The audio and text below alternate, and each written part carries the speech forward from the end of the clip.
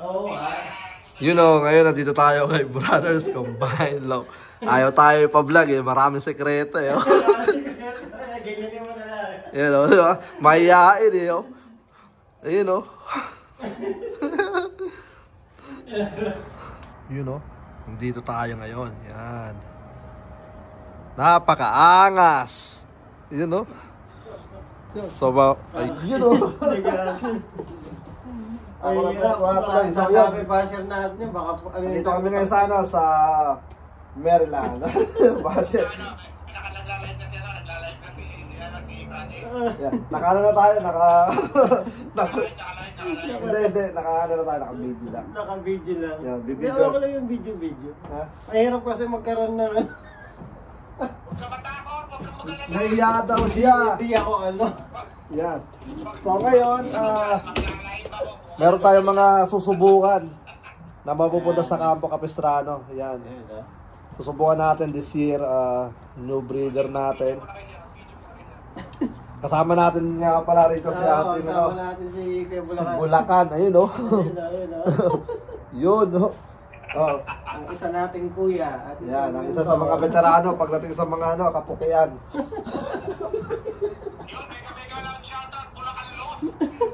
Yun, subscribe sa Bulacan Love yan. Ito nga pala ay mula sa ating utol. Yan. May ito ay Cox. Secret line muna. So, yung bloodline na ito, tsaka na daw natin malalaman kapag nasubukan na natin kasi gusto na muna natin subukan. Kung merong ano, ilalabas sa ating magandang maraming nakakakilala dyan. Yep. So, ang nakita nila yan. Isa, ito ang ikalawa. Hindi siya mahilig sa ano, sa mga white light splash. Yan.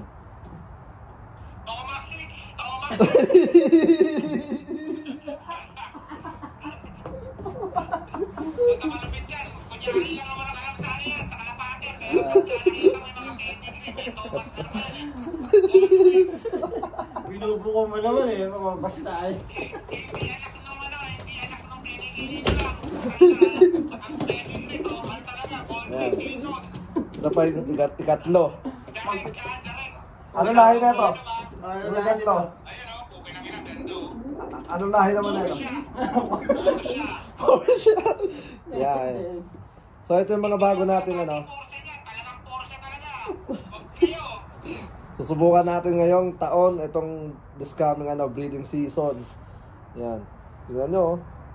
Bukasan niyo yung pantalon niya, panibret niya, Porsche nilang tatak. Ito nalito na ako, sila hindi ko pa napapakita. Nalito na. Oo, ganyan kalapit yan. Simple lang yan. Ito. Yung ano niya, late hatch na. Yung late hatch na late hatch. Late touch yan. Huwag hindi niya late touch, pero merong laman din yan. Yan, ito naman yung ikaapat. Yung isa, nalito na ako, sila hindi ko pa napapakita dito. Nalito na. Magkakamukha kasi. Magkakamukha kasi. Oo, dalawang babae, dalawang lalaki. Flores at saka Porsche. Ito na ba? Ito yata. So, hindi ko sigurado kung napakita ko na to, pero papakita ko pa rin. Yung Yan, isa, ay hindi, napakita ko na yata to. napakita mo lang po. Yan, isa. Ulitin ko na lang. Ito. Pero simple lang. Dalawa. Simpleng tao lang. Yan. Isang hen. So, ilahin na ito, malalaman natin kapag nasubukan na natin. Pero nasabi na sa akin. Yan. Oh, ito ang ikalawa, tapos ito. Sa totoo lang, yung pagdaan ko rito, hindi sinadya. Panahon na nagdala. Yan. Biglaan.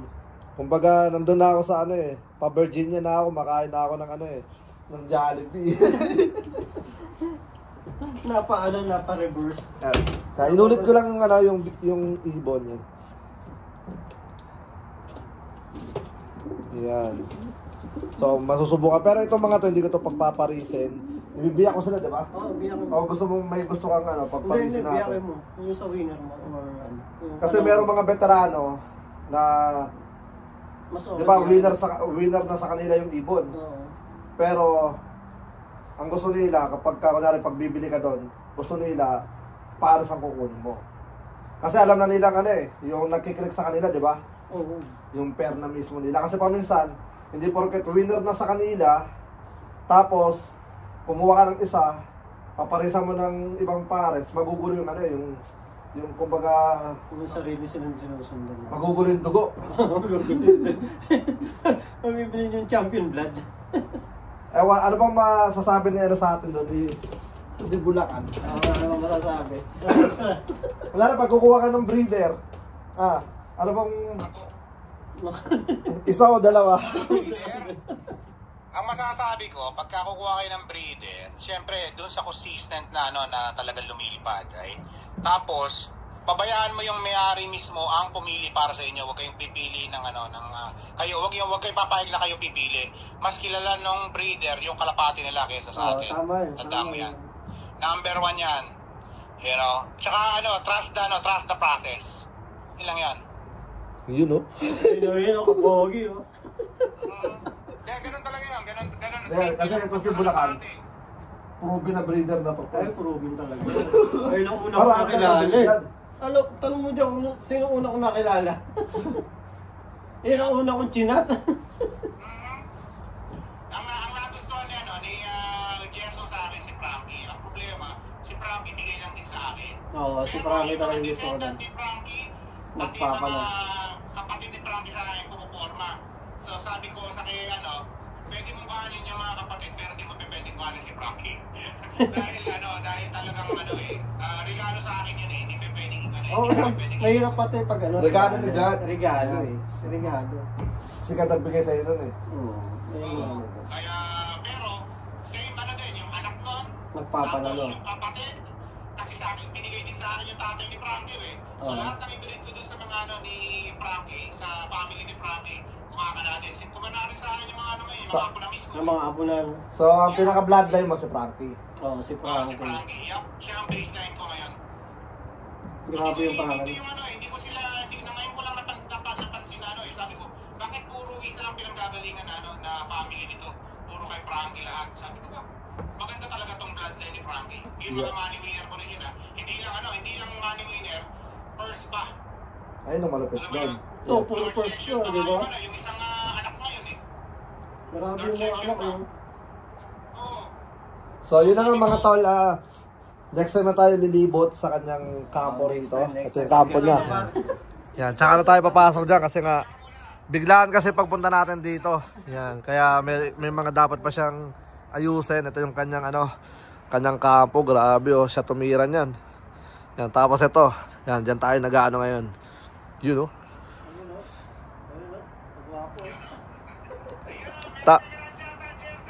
Meron pa siya sa garage. Pero tsaka na pagkano. Ayun, tignan mo, terato. Yaran talaga itong utol natin.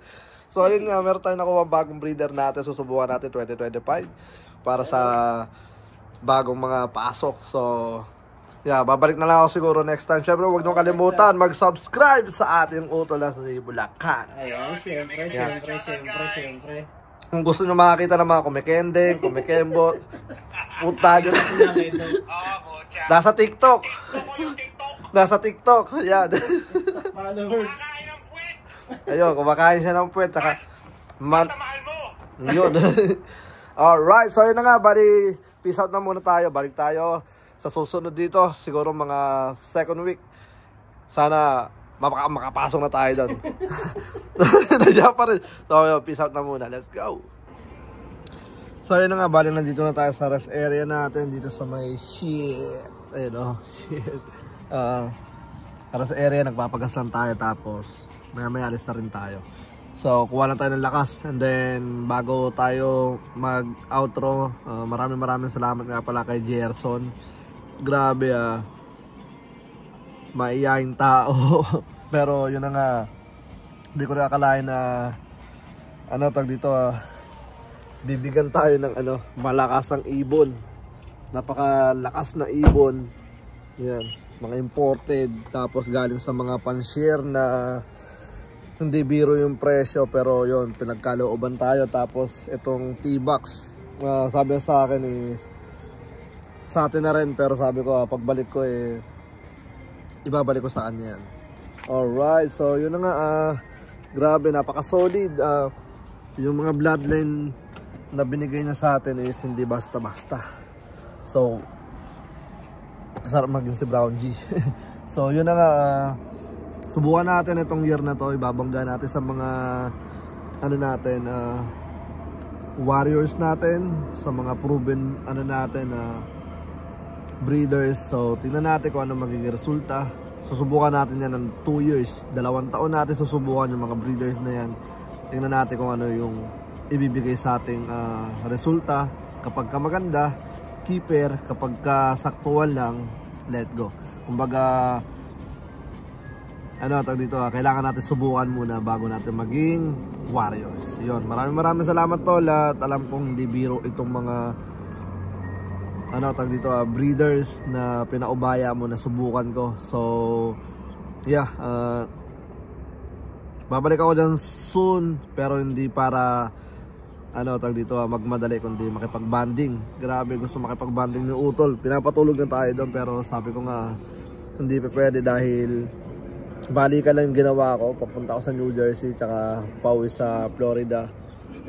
Hindi biro yung ginawa natin drive din, long drive, balikan. Pero yeah, meron tayong goal. Kailangan natin makabalik bukas Monday, Sunday ngayon. Bali Monday na pala ngayon kasi alauna na, mag-alas 2. So yeah, Monday, pero kailangan natin makabalik doon at least mga hapon ng Monday kasi magbabasket tayo para sa training natin Tuesday. And then Wednesday medyo pangit ulit yung weather. And then Thursday, yeah, toss ulit tayo. So possible Friday or Saturday ang ating third race. So yung third race natin medyo kakaiba kasi nga 250 miles based sa aking mga nakita sa mga one loop race.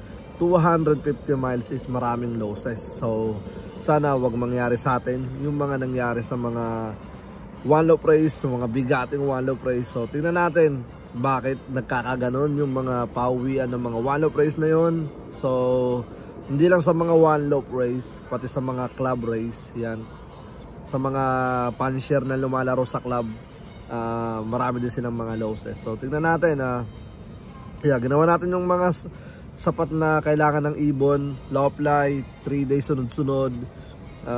Grabe yung mga liparan, napaka solid. Tapos toss tayo 2 times, then race. So good luck at hanggang dito na lang. Syempre shoutout din kay Bulacan Slope. Huwag nyo kalimutan na subscribe nyo si Bulacan.